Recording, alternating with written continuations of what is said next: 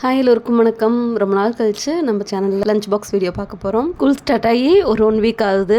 ஆனாலும் back to routine குழந்தைங்களால வர முடியல.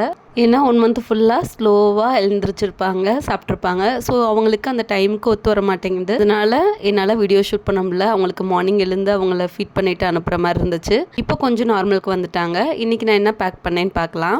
கருப்பு சுண்டல் மார்னிங் பிரேக்ஃபாஸ்ட்டு ப்ளஸ் ஸ்நாக்ஸ்க்கு எடுத்துகிட்டு போகிறதுக்காக பாயில் பண்ண எடுத்து வச்சுட்டேன். நைட்டே ஊற வச்சுருந்தேன். இப்போ முருங்கைக்கீரை சாம்பாருக்கு 150 துவரம்பருப்பு, அதிலே வெங்காயம், தக்காளி, 2 பச்சை மிளகா, கொஞ்சம் மஞ்சத்தூள், பெருங்காயம் போட்டு ஒரு 4 விசில் விட்டு எடுத்துக்கலாம். மார்னிங் பிரேக்ஃபாஸ்ட்டுக்கு சம்டைம் சுண்டல் வேணான்னு சொல்லிடுவாங்க. ஸோ சைட் பை எதுக்கும் பேன் கேக் ரெடி பண்ணிடலாம்னு சொல்லிட்டு பனானா வச்சு தான் பேன் கேக் ரெடி பண்ணேன். இங்கே இது ஆப்பிள் இருந்தால் கூட பண்ணலாம். நான் பனானாவை ஃபஸ்ட்டு கட் பண்ணிவிட்டு அதை நல்லா மேஷ் பண்ணிக்கிறேன். அதுலேயே நம்ம 2 எக் ஆட் பண்ணிவிட்டு 1/2 கப்பு கோதுமை மாவு, கொஞ்சம் நாட்டு சக்கரை, தேவைன்னா நம்ம மில்க்கு கூட ஆட் பண்ணி மிக்ஸ் பண்ணிக்கலாம். நான் இன்றைக்கி வாட்டர் தான் ஆட் பண்ணி நல்லா மிக்ஸ் கொடுத்துக்கிறேன். லம்ஸ் இல்லாமல் மிக்ஸ் பண்ணிக்கோங்க. அதுக்கப்புறம் ஒரு 10 மினிட்ஸ்க்கு அப்படியே ரெஸ்ட் பண்ண விட்டுட்டு அதுக்கப்புறம் தோசைக்கல்ல போட்டு நம்ம கீ விட்டு சுட்டு எடுக்க வேண்டியதான். ரொம்ப தண்ணியாக மிக்ஸ் பண்ணிட வேணாம். அப்போ நம்ம ஊற்றும் போது பேன் கேக் மாதிரி வராது, தோசை மாதிரி ஆயிரும். பனானாலே கொஞ்சம் ஸ்வீட்னஸ் இருக்கும். ஸோ பார்த்து சுகர் ஆட் பண்ணிக்கோங்க.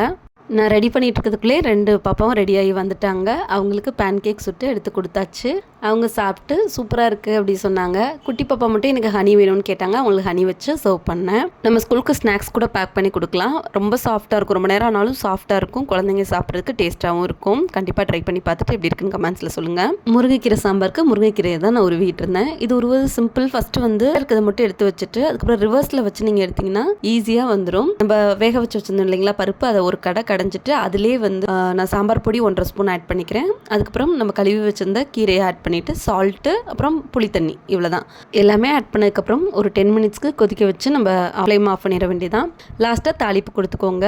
இந்த சாம்பார் குழந்தைங்களுக்கு சாப்பாடோட மிக்ஸ் பண்ணி கொடுக்கும்போது நிறைய விட்டமின்ஸ் ப்ளஸ் அயன் கிடைக்கும். குழந்தைங்க பொரியல் பண்ணி கொடுத்தா சாப்பிட மாட்டாங்க. இந்த மாதிரி கண்டிப்பாக ட்ரை பண்ணலாம். நான் சாதத்தோட இந்த சாம்பார் ப்ளஸ் கீ ஆட் பண்ணி கொடுத்துருவேன். கண்டிப்பாக எல்லா குழந்தைங்களும் லைக் பண்ணி சாப்பிடுவாங்க. இந்த வீடியோ உங்களுக்கு பிடிச்சிருக்குன்னா சேனலை மறக்காமல் சப்ஸ்கிரைப் பண்ணிக்கோங்க.